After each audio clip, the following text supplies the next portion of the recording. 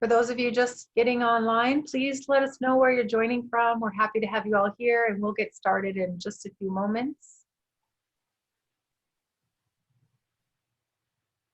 You can write it in the chat, and you can change it so that you share with all attendees so you can talk with each other. That's always nice.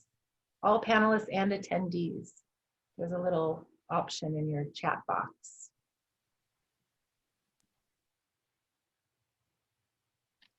So welcome everyone. Can you all see my screen? Yep. Great.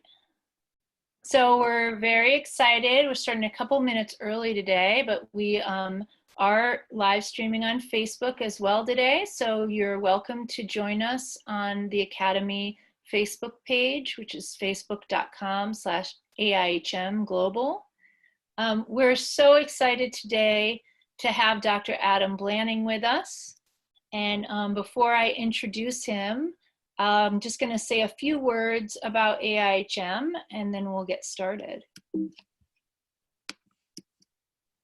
So the Academy of Integrative Health and Medicine is a global interprofessional integrative health association working to transform healthcare, body, mind, spirit, community, and planet.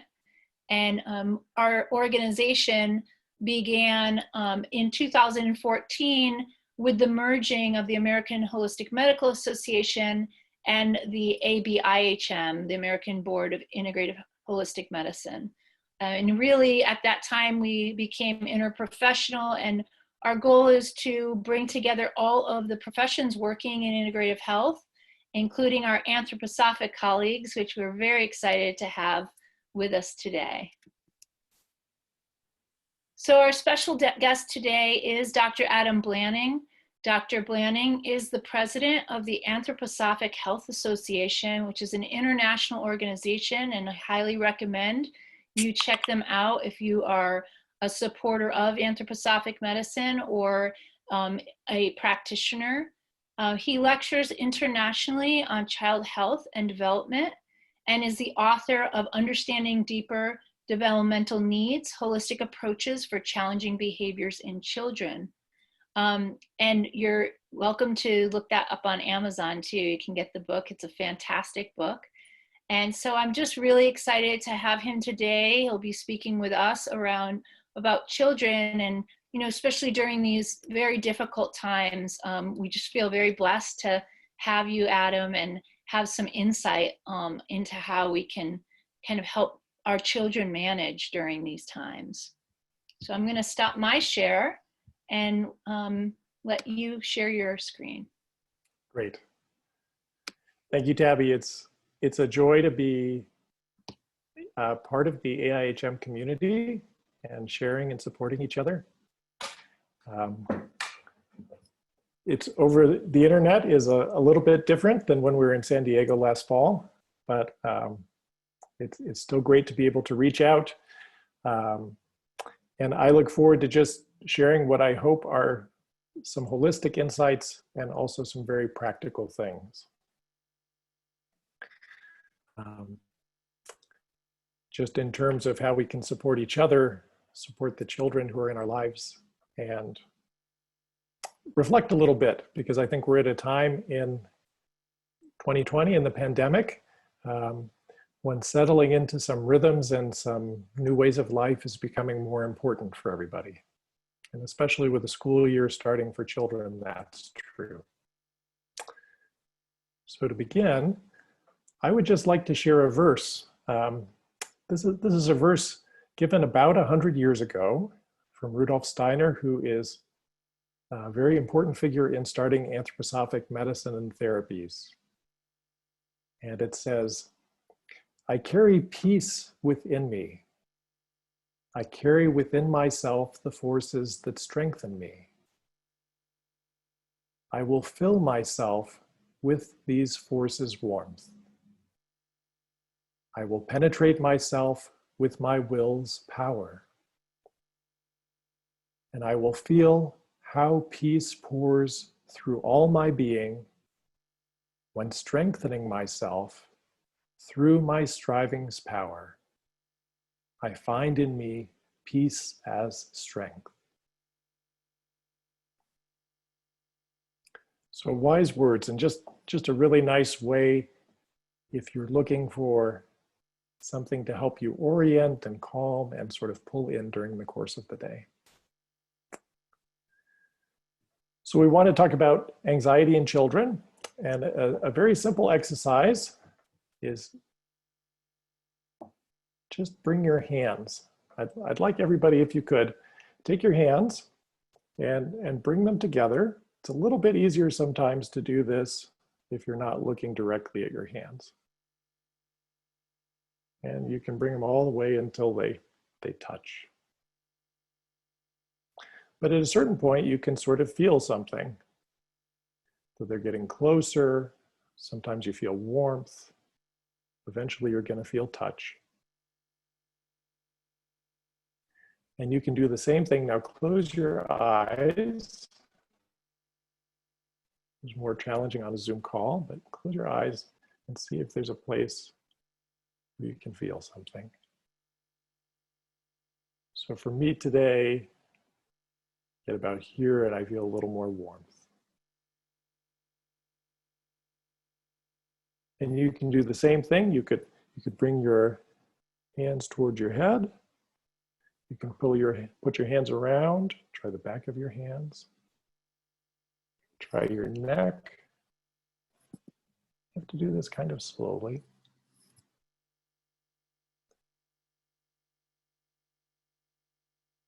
And most people are able to feel, maybe it's the warmth that's radiating from your body. Maybe it's a kind of vitality. Something that's really exciting, I think, within the AIHM family is that there are many, many different expressions, terms, words for having this kind of sensation. But realizing that we're actually very aware and taking things in around us all the time. And this is at play a lot, not just in how we're sensing ourselves, but also in how we're sensing other people. So if you just look at the umbrellas on the beach here, and you were coming onto the beach, let's say pre-COVID time, and you wanted to find a spot in the sand, usually you sort of have a sense, well, there's a little bit of more of a space over here, or a little bit too crowded over there, so I'm gonna find my own space. I'm gonna find the place where I will lay down my blanket and get out my bag and my umbrella. And that's a kind of space sensing that we have around us, a social sensing. And so this is really an expression, one expression of how we relate to personal space. Now, these look like two friends catching up. And this is an interesting photo because I've used this photo pre-COVID and now again, and at least for me, there's a certain part of me that goes, huh, they're very close together. Is that safe? Is that appropriate? And certainly right now in the world, we have these experiences where we want to socially encounter each other, but we are also being taught to be very aware about space and connection and safety. But these dynamics are there all of the time.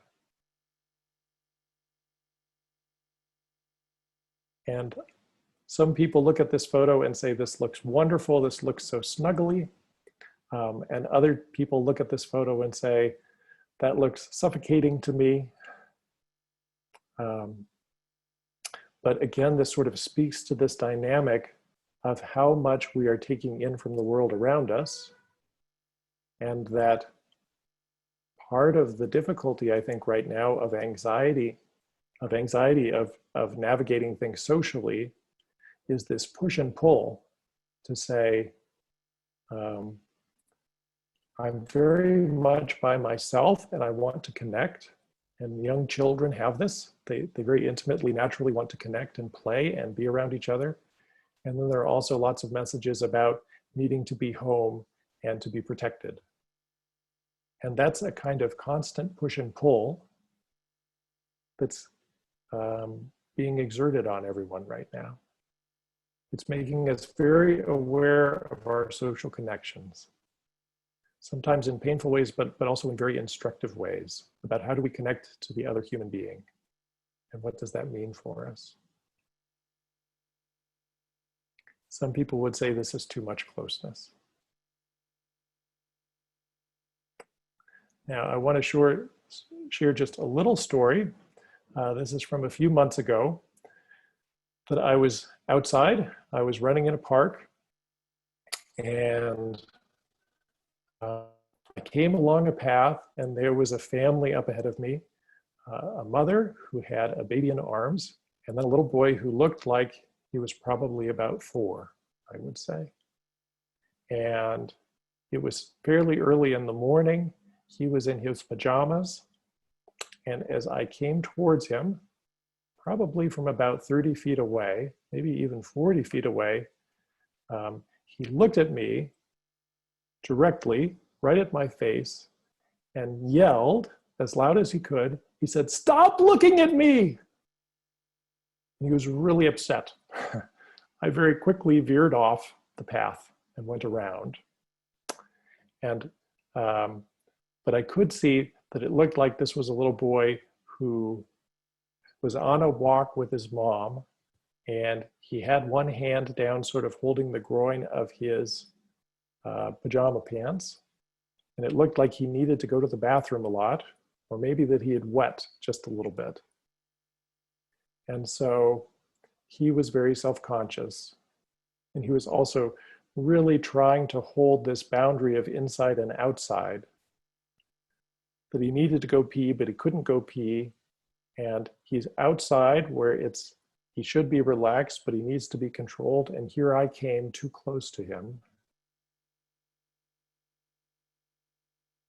So for children, they are very acutely and keenly sensing the world all of the time. They're taking in all kinds of impressions. Actually, far more than probably as adults we are recognizing. Part of that is because situations are so new, but really just physiologically, they are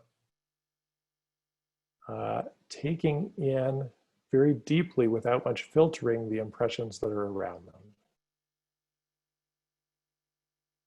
So here on this photo, I don't know if you can see my cursor, but we might think in terms of this sort of social sensing, this space sensing that we have around us.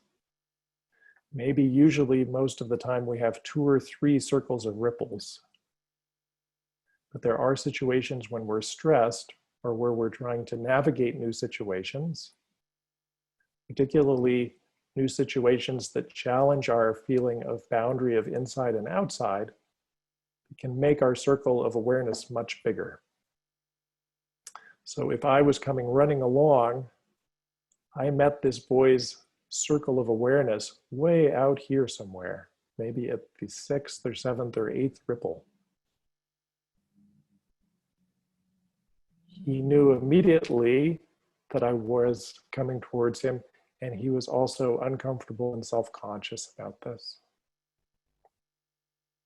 So one aspect about supporting children in this time is really just trying to recognize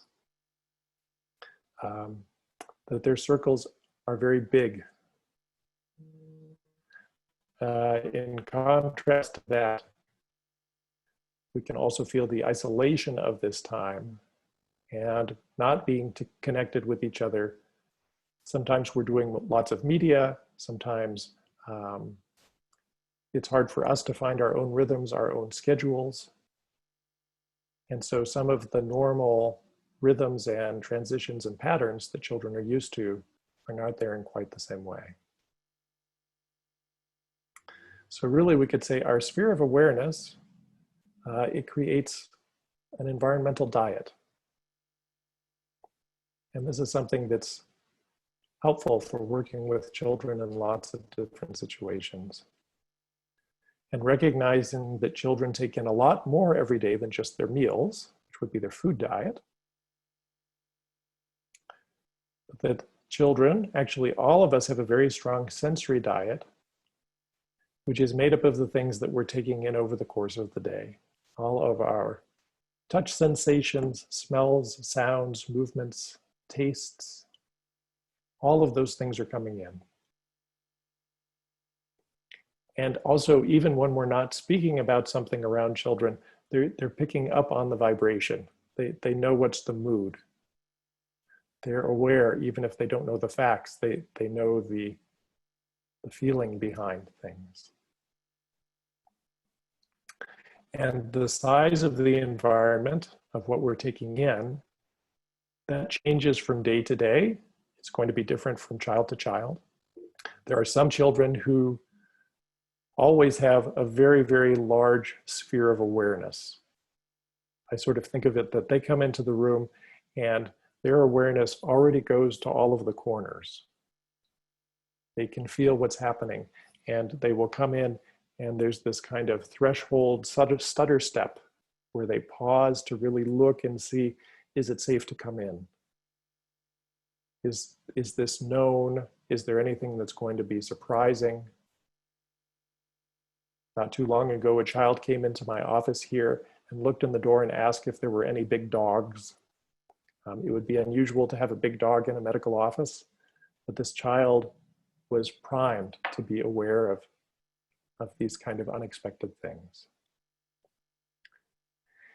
And then there's this paradox that the bigger the circle of space that a child feels, the easier it is to become anxious. And simultaneously, the more anxious the child, the bigger the circle of space that's being felt. Think back to that photo with the ripples in it, that sphere can enlarge. And I think for almost everybody today, the sphere of awareness that we're carrying with us is much larger than it would be in a different time, in a different year.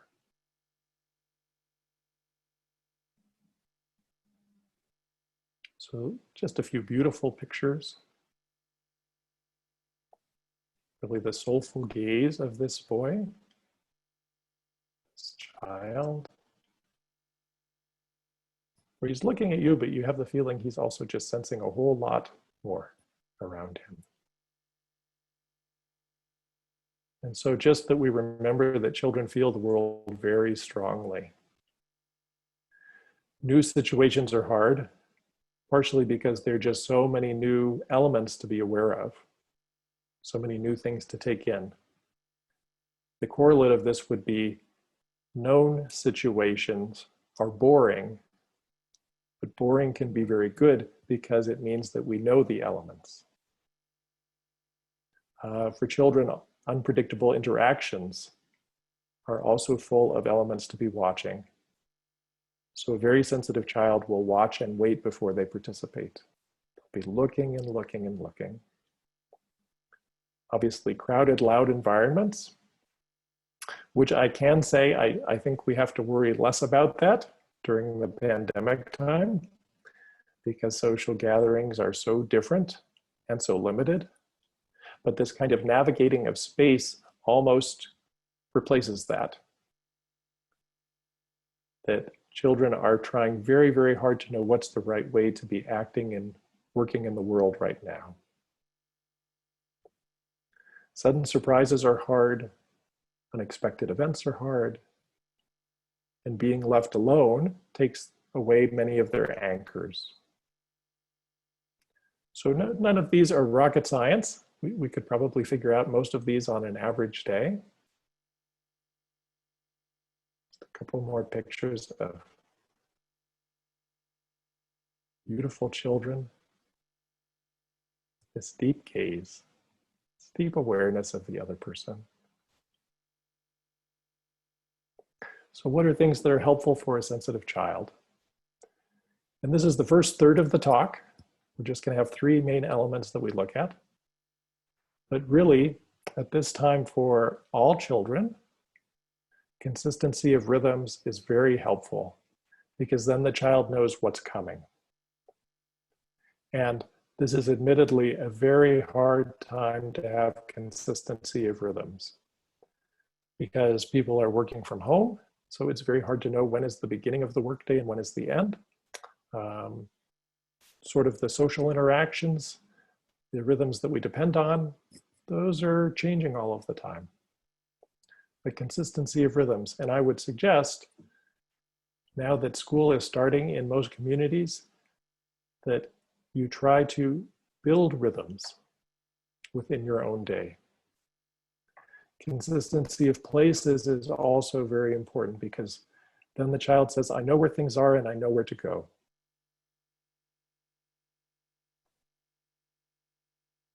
And consistency of people, because then the child knows how to interact and knows the people who will guide them and anchor them.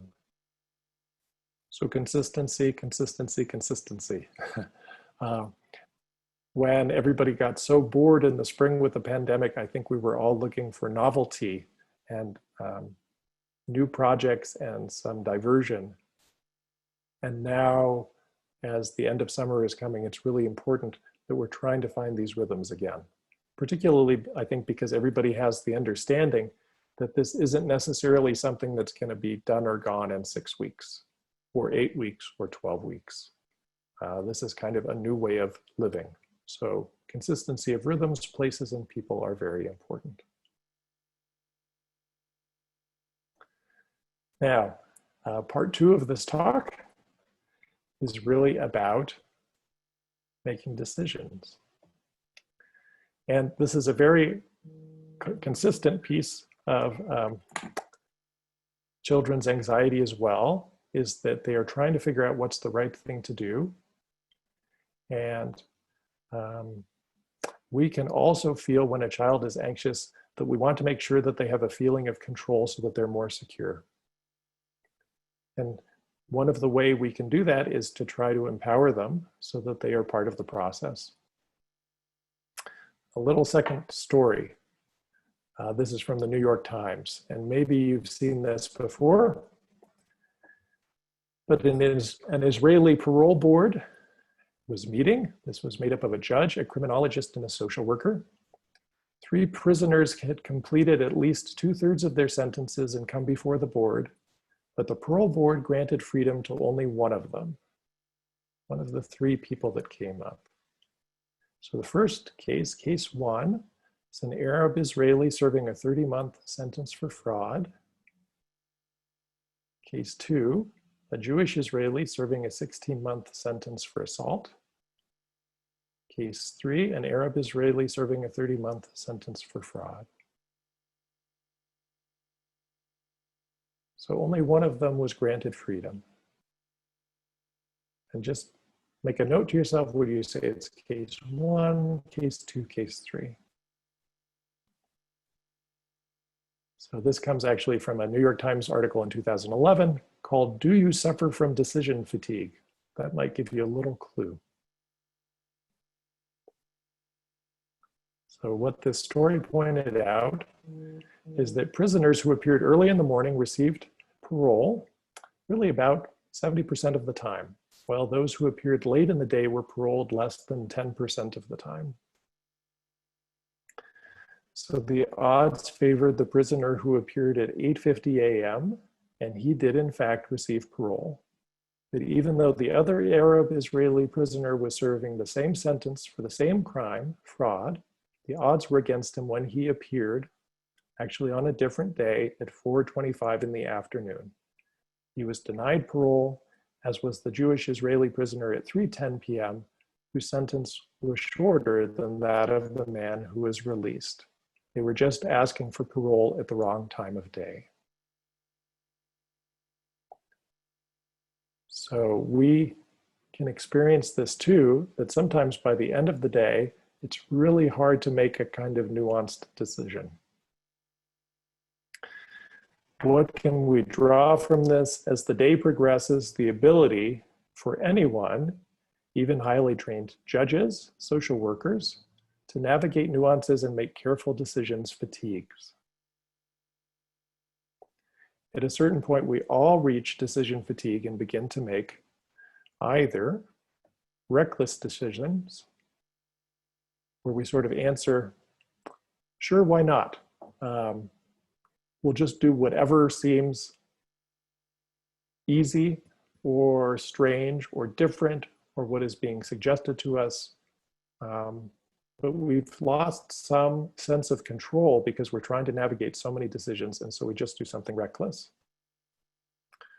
Or the other usual pattern is that we make no decision. We abandon the task or the encounter or the project or whatever's being asked of us, and we say, I don't care, just do whatever you want. And so reckless decisions or making no decisions, those put us into challenging situations, especially if we're being asked to decide something insistently, and we really just don't have the forces for it anymore.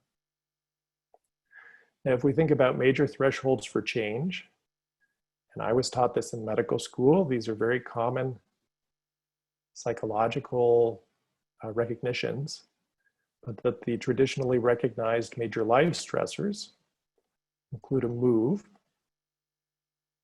And with a move, we're needing to reorient to the physical environment. So the physical environment helps us with our orientation. A change in job. The change in job, we're orienting to a new activity, potentially also a new physical environment, and potentially also a new social environment, depending on whether we have coworkers and group dynamics. A change in relationship, so a marriage, divorce, a new partner, the end of a relationship. In both directions, we're orienting to new social and emotional environments. A birth or a death, which again is a social orientation, but also past and future, becomes a very interesting part of our consideration. And then a major illness, where we often get a new orientation to our body. What does our body do? What can we trust our body to do? And what can we do with it? What kind of activities are allowed? So a move, a change in job, a change in relationship, a birth or a death, a major illness. Those are the 5 major ones. Now, if we think about this time in terms of the pandemic, it's really interesting that everybody is experiencing small but consistent challenges in these realms. In terms of a serious illness, there is the concern of something being highly contagious, but often asymptomatic. So you're having to navigate that. The question of it being a life-threatening illness, also the question of other people becoming ill, of losing loved ones, the thought of becoming ill and saying, well, would this risk my life? What does that mean? Is this something I can control? How important is it to me? Many people having a loss of job, a change of job in terms of working from home with children, in terms of relationship. Social isolation is having a huge effect for many people. Very high rates of depression and anxiety right now. And some people are having to move. Right now with the hurricanes, we have people who are having to move and evacuate other people who can't afford their rent. So if you look at the 5 categories of major life changes, we are in a year where for many people there are elements of more than one aspect. And medically or in terms of counseling, anytime you have somebody who's experiencing a major change in one area plus another, that usually means that there's going to be stress, just extra demands. So that's sort of where we are right now. Part of that is our stress. Part of that is stress that is felt by children. Because again, as things change, they are sensing a very big sphere around them and they're trying to reorient to it all the time. Now, when people are anxious, we usually want to empower them. And for children, that can mean giving too many choices. So here's what I want to explain with that. Generally, we are taught that it is polite to ask permission before we start something to see if someone is ready. But asking a yes or no question creates a decision, especially for a child, a young child. And sometimes options don't help. So here's an example I can think of from my teenage years, being on the diving board and saying, well, are you ready to jump? Well, how about now? Okay, we'll wait 30 more seconds. Well, how about now? Do you need help? Do you need to get off? Are you going to do it? And each time there's another question, the anxiety level goes up. Yes and no questions are also very interesting because with children, they can set up all kinds of mini battles. So just before getting on the webinar, I was seeing a lovely family. I needed to look in some ears and eyes and things like that. And if I say to the child, is it okay if I look in your ear? And they say no, oops, that's a mini battle. Because either I don't look in their ear or I'm going to have to overcome their will. So what I do after experiencing it the wrong way multiple times is I say, which ear would you like me to look in first? And then the child very often will turn and offer an ear. If you needed to put somebody's socks on, the question can be, which foot should we put the sock on first? Or if 3 things need to be done to get ready in the morning, asking, I'm going to do this one, would you like to do this one? But just trying to create consistent rhythms where really, when we're asking a question, all of the answers are the correct thing. So it is giving some empowerment, but it's not asking a child to navigate these decisions because they also usually want to answer correctly. Why this is especially important for sensitive children, although we could say it's true for all children. They are trying to navigate so many elements. They want to know if it's safe. When we give a lot of options, a lot of decisions, we can more easily and quickly max out the number of decisions the child can make. If we've had to battle through 12 decisions before they even start school, that's already used up a lot of their forces for the day. And very often, sensitive children become more overwhelmed. And that's a big part of after-school meltdowns, end of playdate meltdowns, end of day meltdowns, where someone has had a great time, but they've been so full of trying to do the right thing and understand the right thing that now it's just too much. And that takes us to the third part, which I like to call the overwhelmed meltdown. And actually, when I'm talking with parents in the office, just trying to understand a little bit about a child's sensory relationship to the world, sometimes I will ask, if you're at a social function and it's getting to be late and the child is overtired or overstimulated, usually they will give you a signal about needing to go home soon.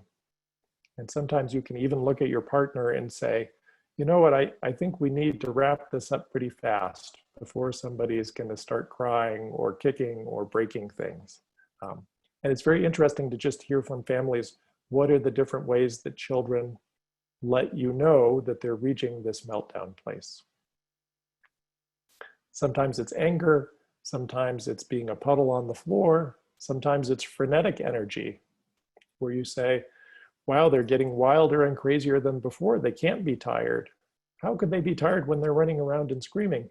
But actually they're getting to that maxed out point. But the overwhelmed meltdown has a particular quality, and I think this is especially true for children who are very sensitive in the world. And this is a quotation It comes from something called the Curative Education course.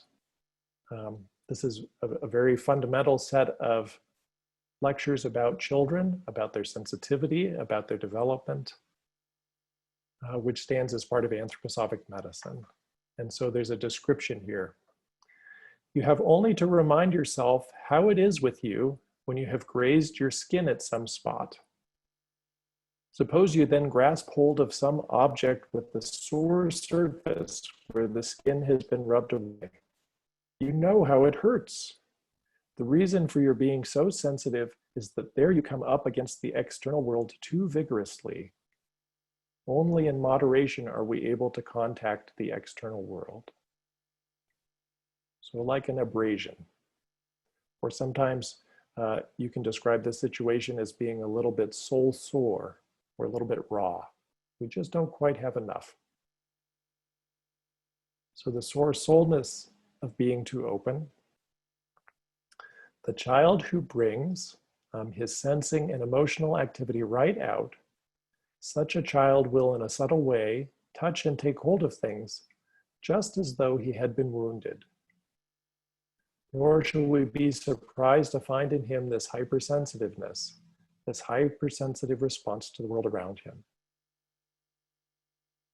A human being in this condition is bound to feel her environment much more keenly, much more intensively. And she will moreover have within her a much more powerful reflection of her environment.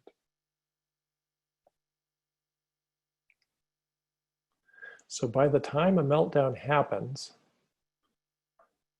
the child, or in some cases the adult, I think it's fair that we all reach this point at some point, that you're maxed out. And what probably have been a small thing ended up being that straw that breaks the camel's back. One question too many. And with a child, that might be that it's time to go, and that's too big an adjustment. Or it might be that their friend took the toy they were playing with. Or it might be that their food doesn't taste the way they wanted. Or sometimes it's very hard to predict, except that it's one thing too many. And at this stage, anything that you do or say, whether you confront them, correct them, give them a sensitive explanation, reason with them, that is just another impression or decision that they have to now navigate.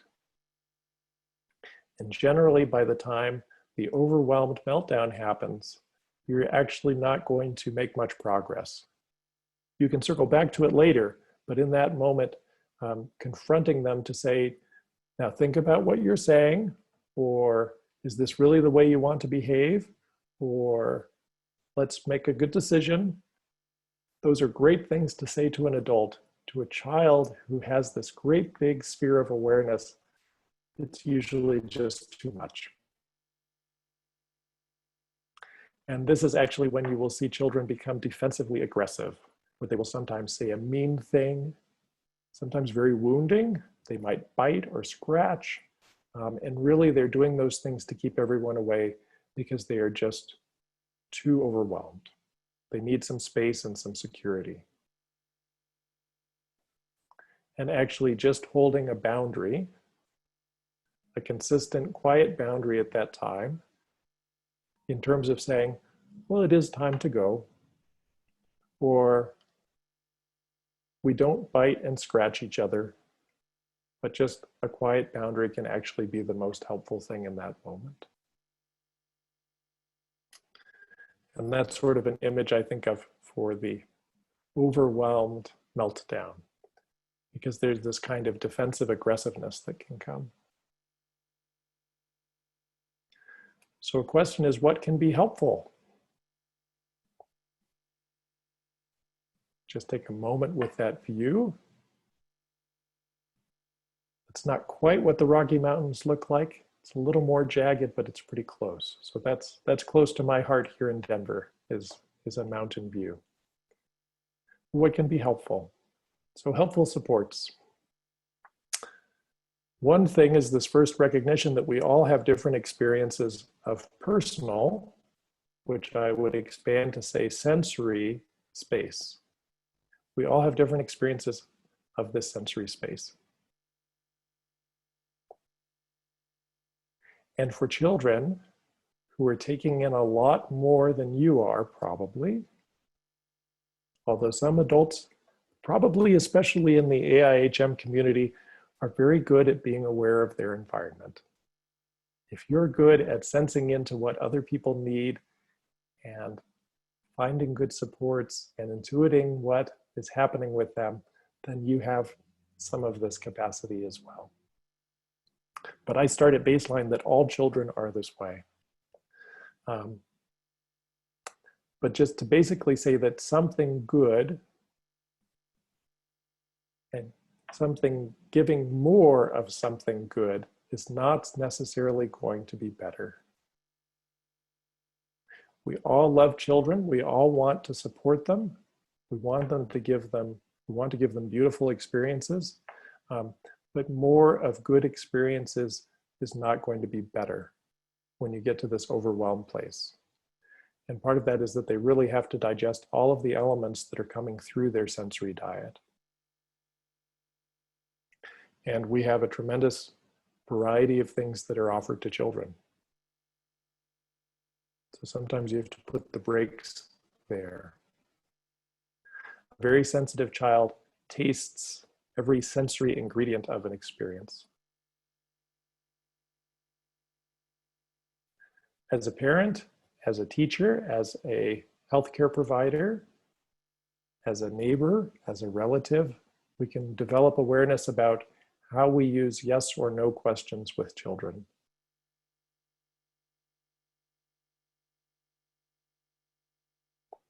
And recognizing that by the time a meltdown happens, you are likely not going to correct the behavior. You can turn it into a big, worse tantrum or a worse meltdown. And I'll say this is particularly true for very sensitive children. There are other children who don't seem to be so bothered by things, and they actually need to be confronted in the moment to say, please do something differently, or let's be gentler with your friend, or things like that. But this meltdown that comes at the end of the day usually has this overwhelmed aspect, and coming back to it later will be more successful. Some things to consciously cultivate. Building consistent rhythms and expectations about sleep, what to eat, what to wear, and when to poop and pee. I have joked with some parents that if I became king of the world, that those things would just be so normal for children that they don't even have to worry or negotiate about them. If you want to empower your child with choices, then do it in creativity, do it in exploration, but these very foundational life rhythms. It's just so great when they are consistent that bedtime happens the same way, the same time each night. And that there's food to eat or not to eat, but not lots of negotiations. A reminder that many decisions leads to many battles. Downtime is digestion time. For lots of adults, I've been prescribing recently, go lay in the grass. Or if you're inside, in between tasks, lay on the floor for 2 minutes, which is actually harder than you would think. But then some people say, oh, I really look forward to those 2 minutes because I know that it's going to come after my meeting. So maybe when we're all done here, I will pledge to go and lay on the floor for 2 minutes before my next thing. Why don't we all do that today? Downtime is digestion time. And then if you really can feel that your child is having trouble relaxing, they are overstimulated but not able to rest well, a hot water bottle on the belly, where the hot water bottle is only about half full, because if it's really full and round, that's a lot of weight, but if it's half filled and the air is squeezed out, it's quite flexible. And then make some chamomile tea and put hot chamomile tea, not burning, but pretty hot, on a washcloth or a compress cloth, and put it on their belly at bedtime and put a hot water bottle over. And this is very, very quieting. The warmth on the abdomen helps pull us away from too much sensing in our head and reminds a child how to relax. We need those kinds of conscious cultivations right now. So we're all trying to navigate this inside-outside space, wanting proximity, wanting connection, trying to be distanced. A lot of little decisions in there. With so many different aspects of life changing, we are all navigating a huge number of life decisions, even if they are small decisions, but reorienting to our new activities and our new routines. And then I think building compassion for this overwhelmed meltdown, to just recognize that's enough. We can circle back. So very main points, and then I think we can open it up for some question and answer. We can help very sensitive children, all children, by being aware of their sensory diet and how much they are taking in. Decision fatigue is a very real phenomenon.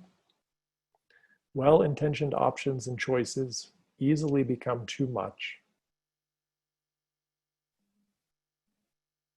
And when a sensitive child reaches the stage of overwhelm and meltdown, confrontation and correction will rarely be heard.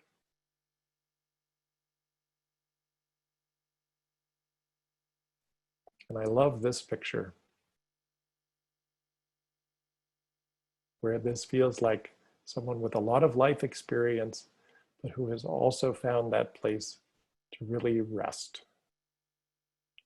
And hopefully it's not just that we rest out of a kind of collapse, but that we can also let go of the outside world, cultivate this inner space, and find an ability to orient ourselves that's not quite so vulnerable to the outside changes.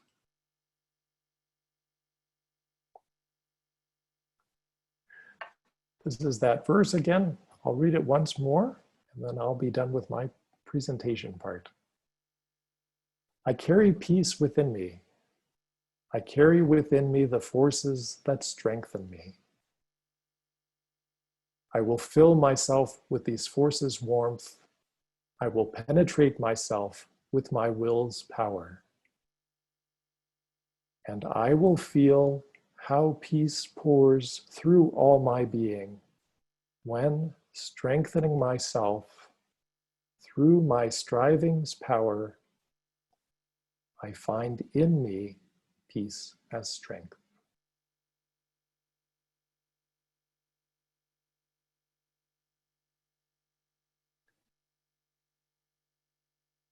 So thank you for your attention, and I wonder if we've got some questions. Tabby, shall I just look at the Q&A, or Sure, that's have you great. been keeping track?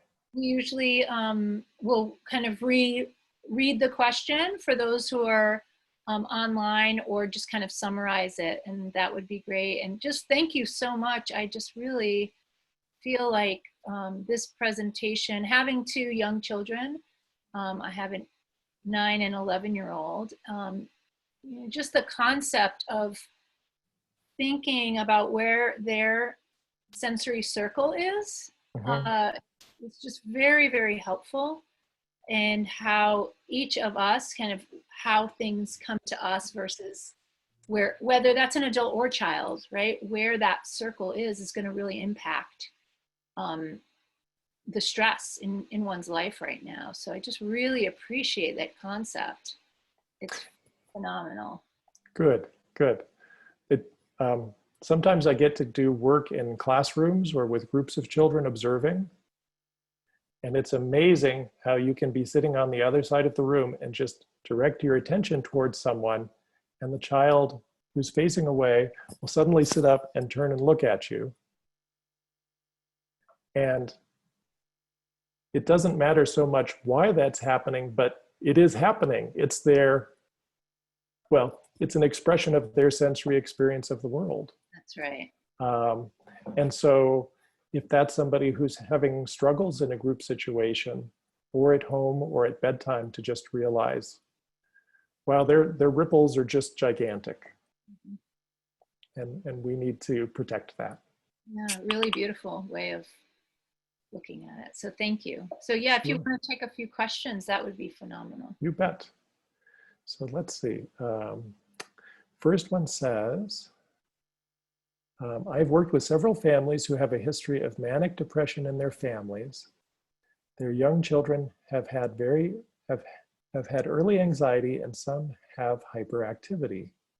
Some of the families have training in mindfulness practices and have found this helpful in parenting and developing a sense of attunement with their child. Do you have any experience helping families with a history of manic depression from an anthroposophic approach? It seems important for families to have support and resources, especially before their child reaches adolescence. So yes, that's a great question. Thank you, Jessica. I would say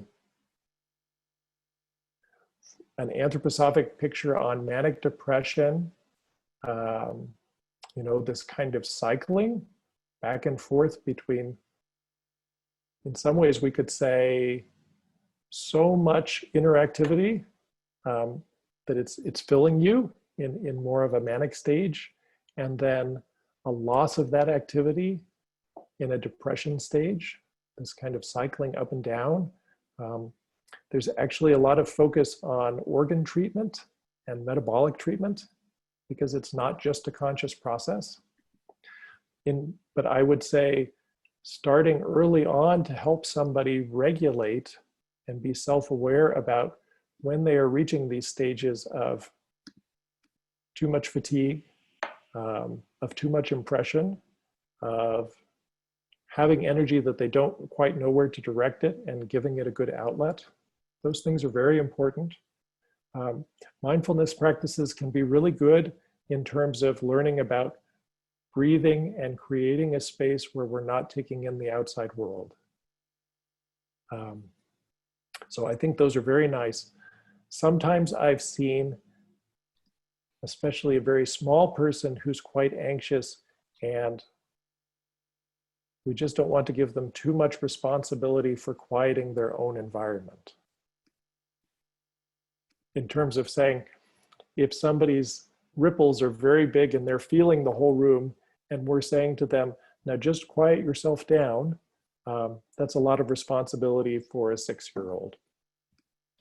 Where I think it's nice if we can quiet the outside environment and protect them, and then also nourish these places where they can practice that self-regulation themselves. So I hope that answers that a little bit. Let's see. So here's one from Nancy. Adam, do you think the online emphasis in education from COVID will increase the stress? And if so, what special thing could help? So certainly screens are a big visual demand for us. I think all kinds of adults are recognizing the extra stress and demands of being on screens all of the time. So I think on the one hand, it is the potential for an overwhelm for our visual sense. And it's also interesting that a lot of our recreation and free activities tend to now also be centered around screens. So where maybe before you would have said, oh, it's the evening or the weekend, I'd love to watch a movie and do something completely different than what I've been doing all week. I think a lot of people right now are realizing, oh, actually, if it's the weekend or the evening, I need to do something completely different. I need to go outside. I need to play some music. I need to dig in the earth. So I would say in terms of a special thing that will help is really trying to find activities that nurture other senses. Cooking, gardening, crafting, drawing, poetry. We've got so many different ways that we can sense the world. Really trying to nourish those seems important. Adam, I'd add, recently, my daughter actually, because the kids now, at least in where I am, they're actually online. And she said to me, there's too much in my room. I'm distracted in class. I need a space that's just less distracting. I think because that visual just alone on the computer is so distracting in itself, finding a space that physically doesn't have other photos or, color, like she needs that. And it was a really interesting comment that she had made, because I hadn't really thought about just the fact of then the rest of the room becoming distracting. So thinking about that too, I think, just when kids do have to be online, potentially what does that space need to look like? And making that as comfortable as possible. Some kids do better standing, or having a space to, sit that's more on a cushion or a pillow versus a chair, and just working with each child around those needs, because it is such a new environment for them to have to be dealing with all day. Absolutely. I think that's a really big consideration. And just one quick thought related to that is talking with so many adults recently about the challenges of working from home. And if you're checking your email in bed, how confusing that is for, is this a waking activity or a resting activity? So if Zoom schooling is the main thing, which it is almost everywhere, maybe trying to also think about space and designating, this is my work school space, and my bedroom is my resting place or my free place. I think creating those kinds of boundaries is a little more work, but it's actually really healthy as we keep going through this. Yeah, it brings back to your original points about the consistency of rhythms, of places, and of people. Yep. And that, kids watch what you do. So if you're not reflecting what you're telling them to do, especially now when we're all home all the time, really setting those rhythms for the entire family is very, very important. So we've also been working on that as well. Keeps us honest. Let's see. So David asks, is it proper to teach young children about the energy realms? I would say, I think they're living in it all of the time. So I don't know that you need to give formal expression to it, but I certainly experience that children are feeling energetically all of the time. And I think to acknowledge when they have an expression of something, that's very healthy. Whether they need specific words for it, I think you sense that in the particular moment and the particular child. Let's see, there's a question. Is there herbal or homeopathic anthroposophic support that could constitutionally help anxious, sensitive children or adults? Yes, there are about 15. But I will say, if there's something for somebody who is really, really kind of this thin-skinned constitution where you feel everything, there's a plant called Bryophyllum, which is spelled Bryophyllum.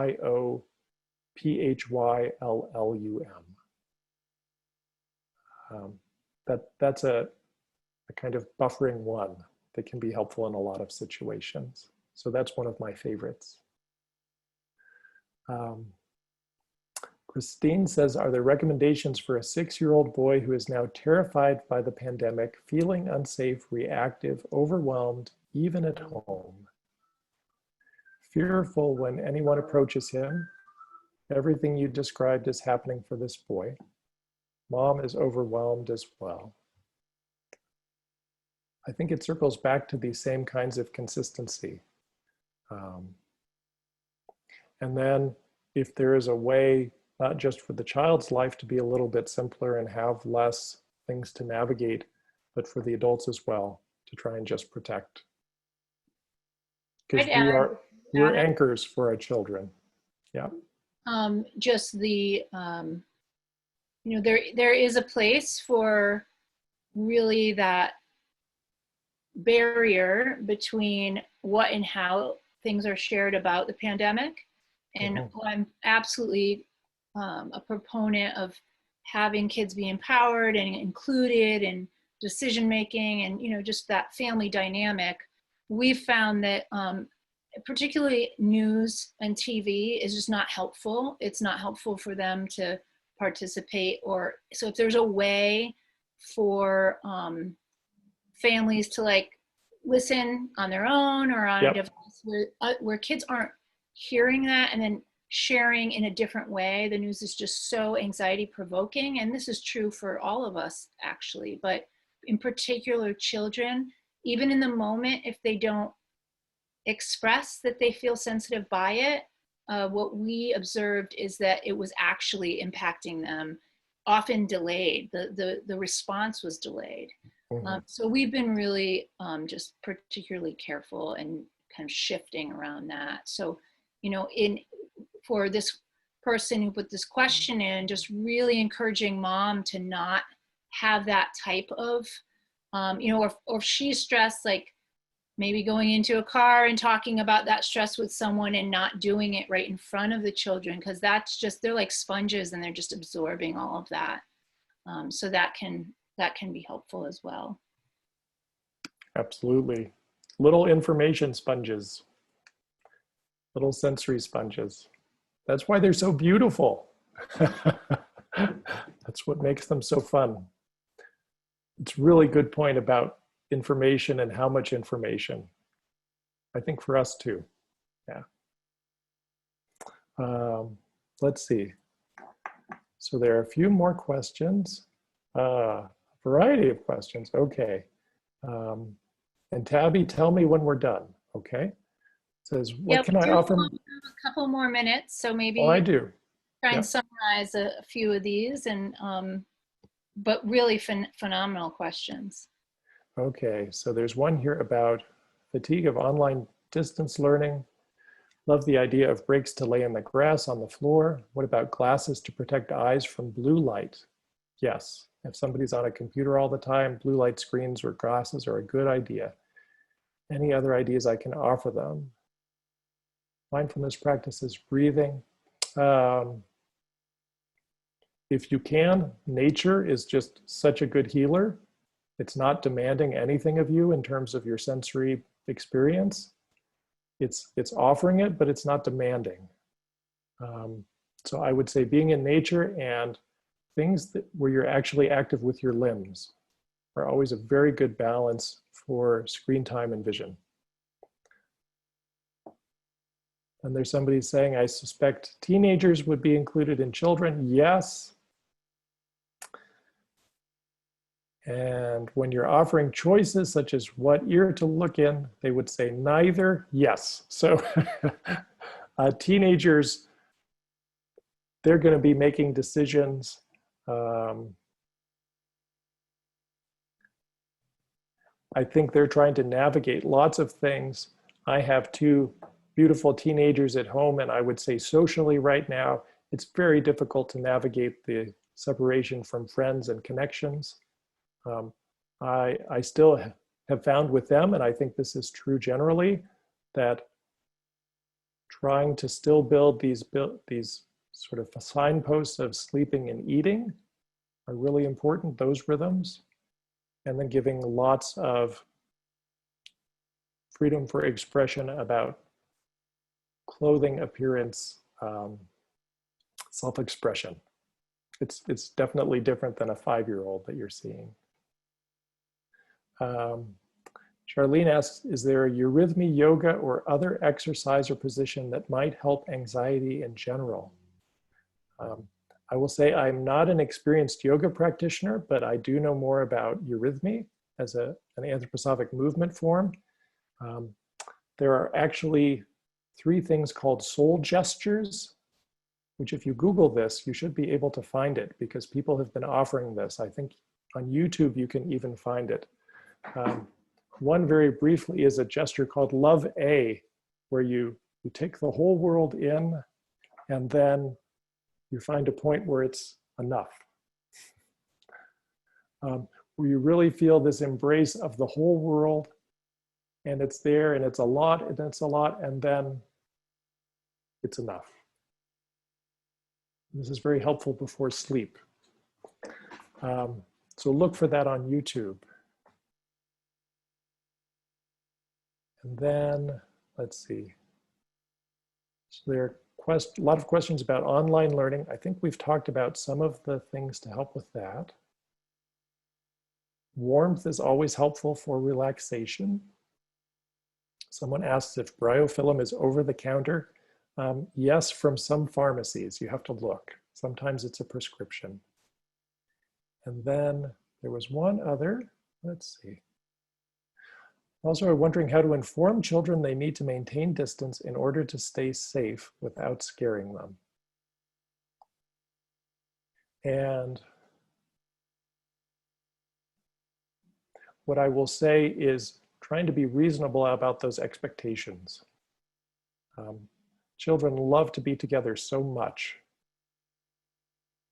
that if you have a pod or a bubble where you are in contact with each other and there can be togetherness without limitation within a family or some expression of real closeness, I think children really need to have that. And then trying to minimize other situations where they have to make a lot of decisions about how to navigate. Things like school, if somebody is doing in-person school, I think they're going to figure out those rhythms fairly quickly in the next couple of weeks. But generally, I would say encouraging allowing some spaces where they really can connect safely that you feel good about, and then not trying to have them navigate too much. And then last, food recommendations.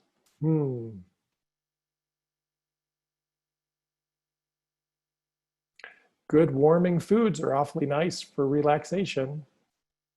Chamomile, ginger, good spices. I think about all of those as being nice complements, nice kind of recovery aids for too much vision. Okay, I think we're good. Really wonderful, Adam. I'm going to just share my screen just to end. I want to thank everyone for joining us. We had such an amazing turnout today, and I really want to thank you, Dr. Blanning, for all that you do, and hopefully we'll be able to have you back again soon. I do want to, Dr. Blanning had mentioned earlier how we were all in person last year, just almost near this time, and we are holding the annual conference in October online. We have over 20 amazing speakers. Our early bird ends on Monday night, so please, if you haven't registered yet, please come. It's going to be interactive. We have the main theme this year will be around addressing racism and looking at how that is really within integrative health and different clinical approaches. We really just have an incredible lineup, and we really hope you join us there. I would like to just let everyone know next week, our Monday meditation, we always start every week out at 8:30 in the morning Pacific time. We'll have Dr. Sandra Amato meditating with us for 15 minutes. And then on Friday, our wellness webinar will feature Ailey Cohen. She'll be speaking about environmental medicine and the US drinking water and climate change. It'll be a phenomenal presentation. So, you know, remember, we would love you to become a member of AIHM or join a local chapter, register for the Early Bird Conference, and sign up for our next fellowship program if you're interested in really learning more and getting more formal training. In October, our next class starts. So keep our integrative community connected right now. We are still connected, even if it is virtual. We have so many amazing resources out there, and we just really look forward to continuing to come together each week.